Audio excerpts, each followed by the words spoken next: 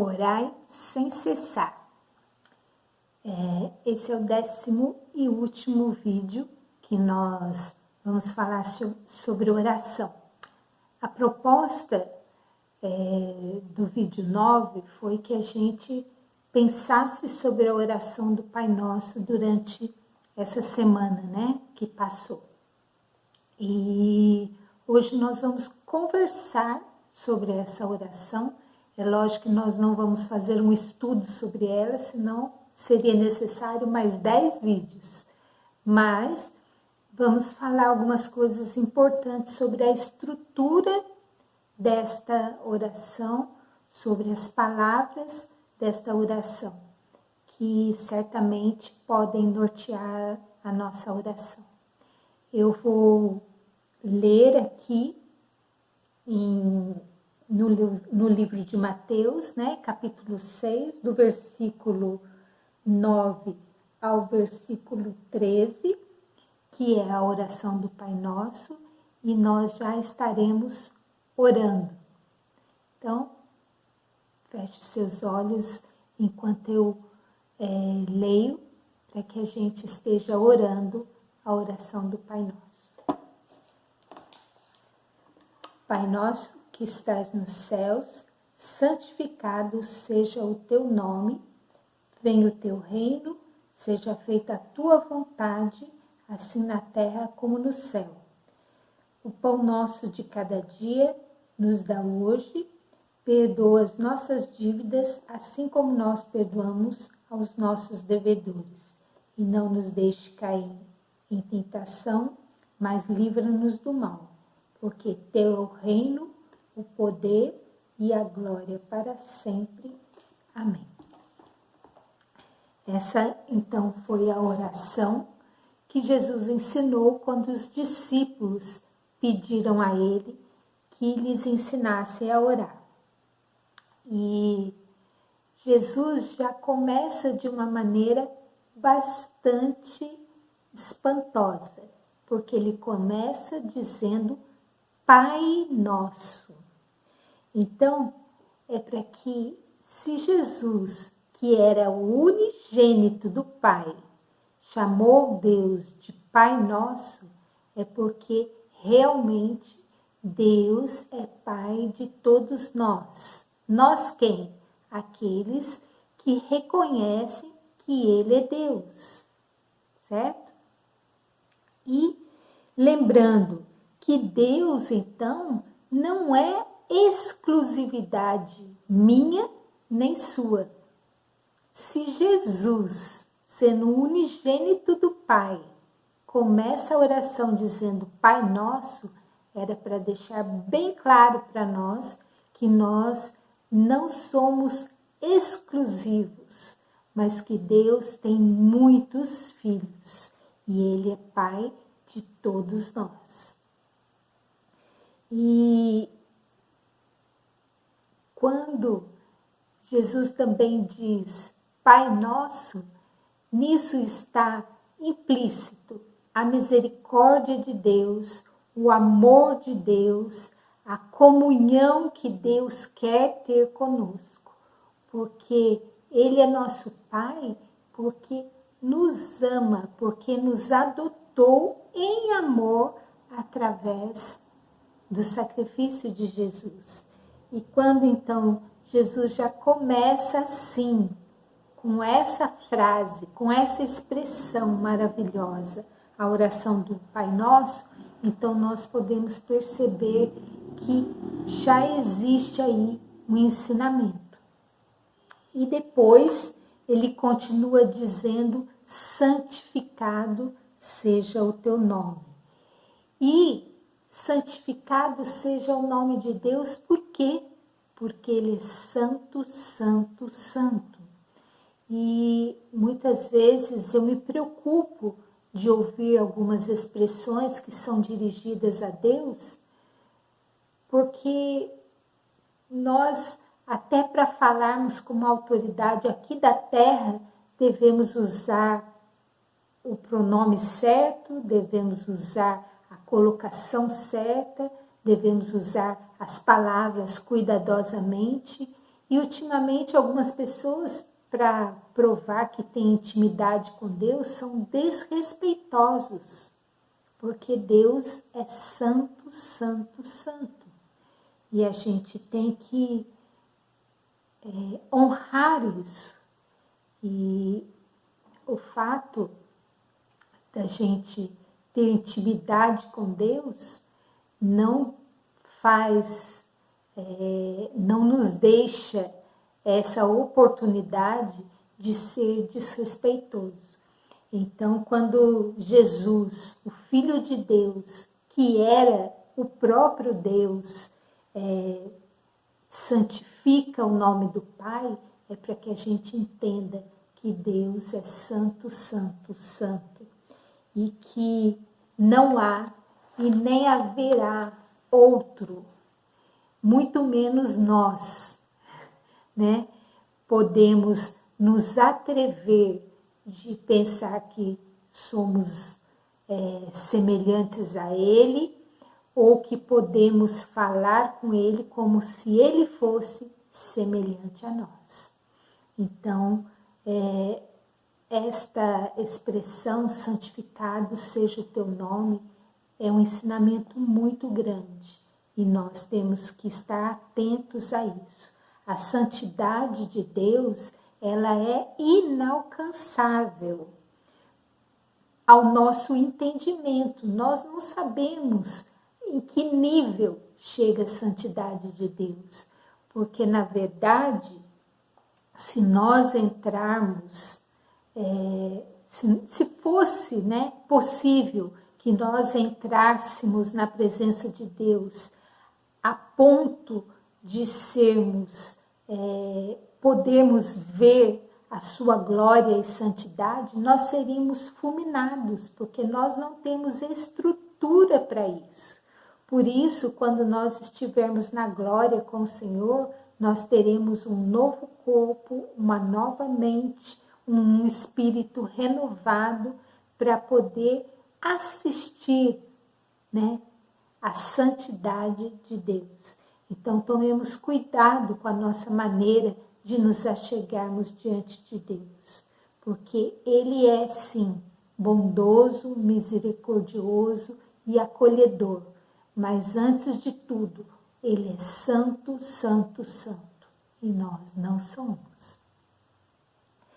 E continuando, a expressão seja feita a tua vontade. É lindo, lindo quando a gente entende que a vontade de Deus precisa prevalecer porque ela é a melhor, certo? E nós, muitas vezes, estamos agindo como filhos mimados, como pessoas que querem e fazem birra, porque querem que aconteçam as coisas do jeito delas. Eu sei que quando a gente recebe o não de Deus, não é bom, não é fácil, mas nós temos que ser maduros para saber que, mesmo não entendendo, aquilo é o melhor, porque Deus nos ama e isso tem que ficar bem claro na nossa mente. E quando se diz, então, seja feita a tua vontade, assim na terra como no céu, né?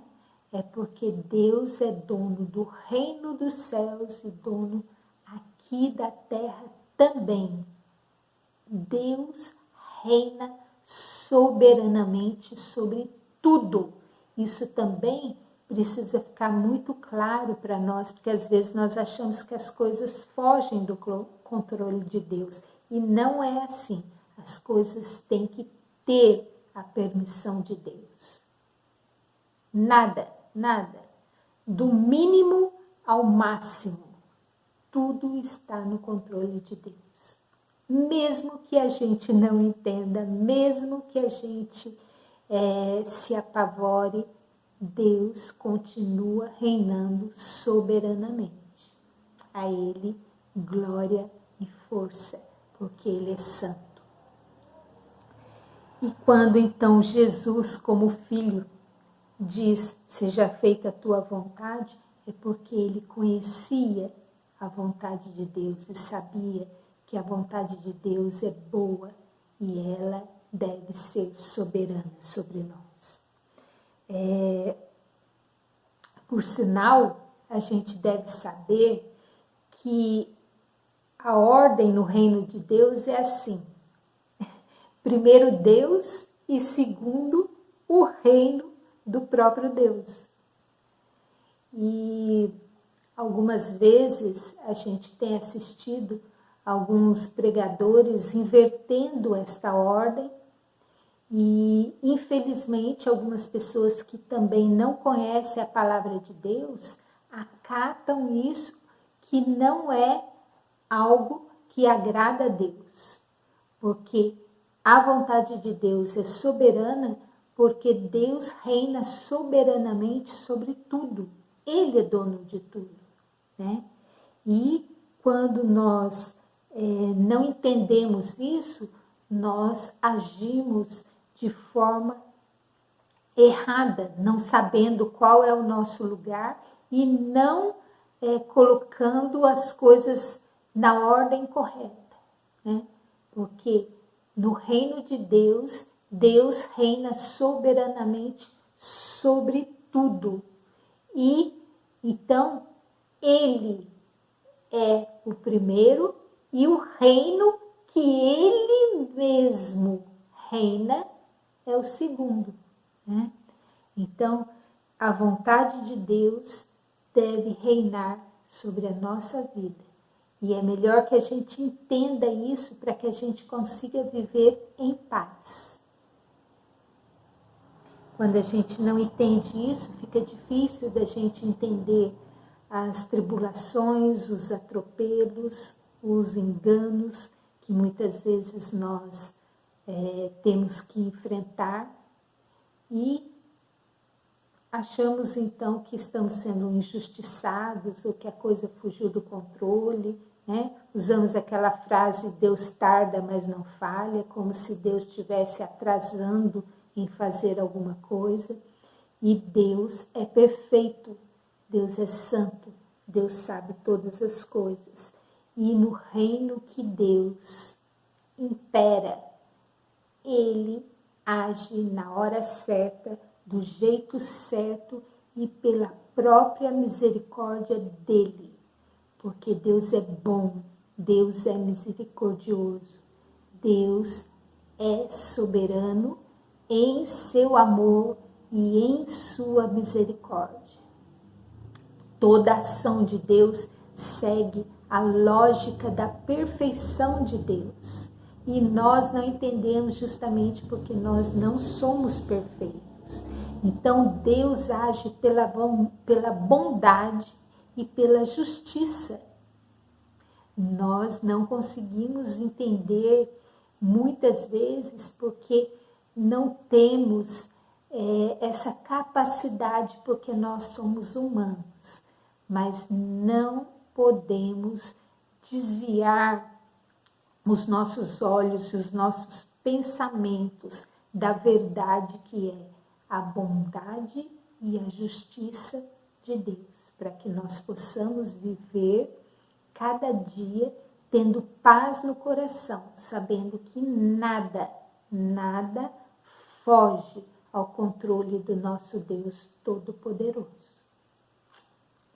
E tudo isso a gente encontra na estrutura da oração do Pai Nosso, que é aquilo que Jesus nos ensinou, como uma oração que nos levaria mais perto de Deus. Portanto, a vontade de Deus que prevalece sobre tudo, logicamente prevalece sobre a minha vida e sobre a tua vida. Prevalece mesmo quando a gente não entende, porque Deus age soberanamente. Ele tem nos sustentado. Na oração pede o pão nosso de cada dia, dá-nos hoje. E Deus tem nos sustentado com aquilo que nós precisamos, né? Quando ele diz lá que a gente não precisa ficar com ansiedade e viver ansiosamente por aquilo que vamos vestir ou vamos comer, é uma realidade. E nós, nesse século que temos vivido, nós somos massacrados com a ideia de que a gente tem que trabalhar muito para poder ter muito e se sustentar e viver de maneira prazerosa. Isso é uma ideia deste século, desses dias, dessa sociedade que nós temos vivido. Porque nós sabemos, através da palavra de Deus, que aos seus Deus dá enquanto dormem, não enquanto trabalham. E na sociedade a gente aprende ao contrário, que a gente não pode nem dormir, porque a gente precisa trabalhar 25 horas por dia para conquistar coisas, né? Não é isso que os coaches da vida dizem?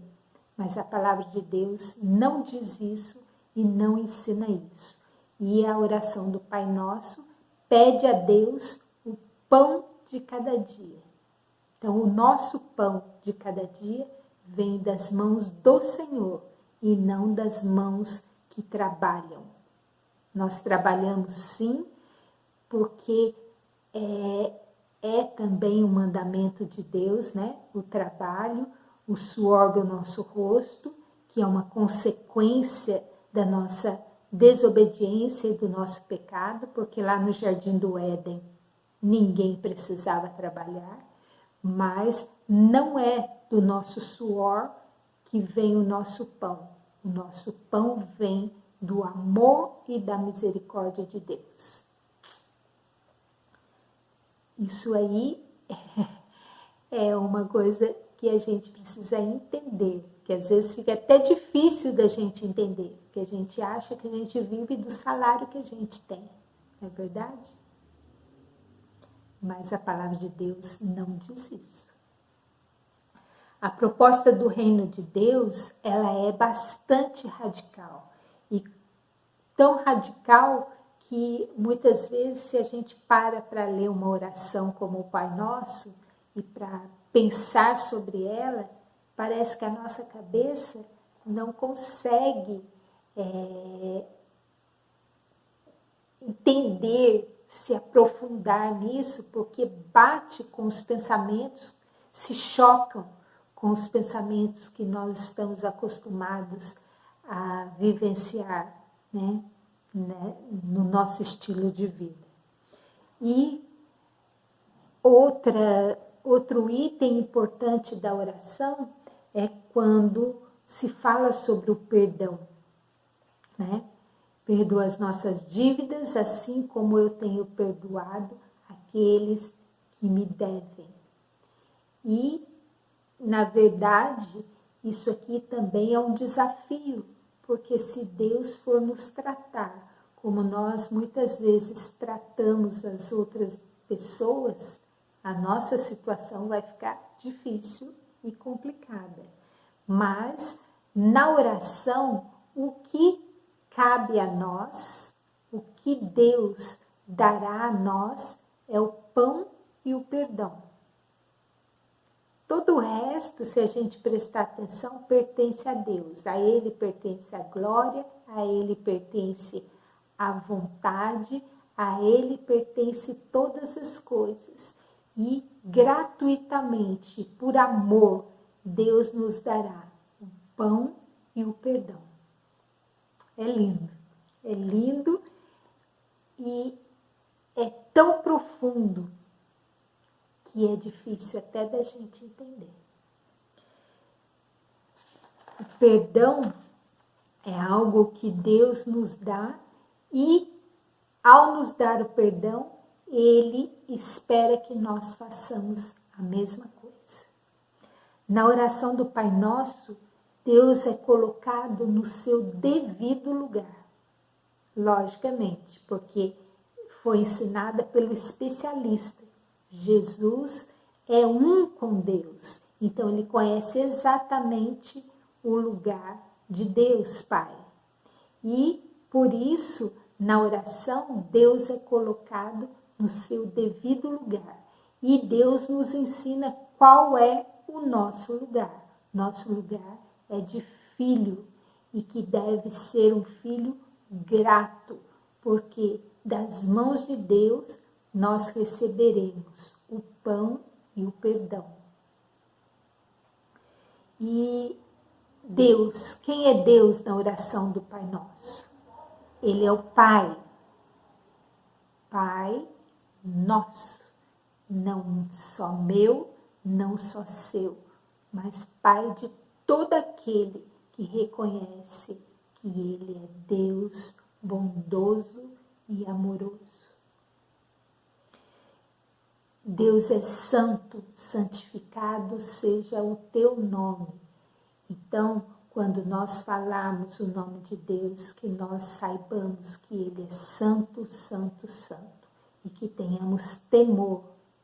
E a intimidade com Deus não nos permite certas coisas. Eu acho que a gente precisa ser mais sério na hora de se referir a Deus. Principalmente nos louvores, principalmente na oração, principalmente em tudo. Em tudo. A Ele e somente a Ele pertence o reino. Também a gente tem visto que muitas pessoas dão ordens no reino de Deus e ainda dizem que nós, filhos, temos que tomar posse das coisas. E aqui na palavra de Deus, a gente vê Jesus orando e pedindo o pão. Ele, Jesus, pede o pão. Imagina eu e você. O que nós precisamos exigir de Deus? Precisar nada, né? Porque o pão e o perdão é oferecido e o resto é a misericórdia dele. Não é verdade?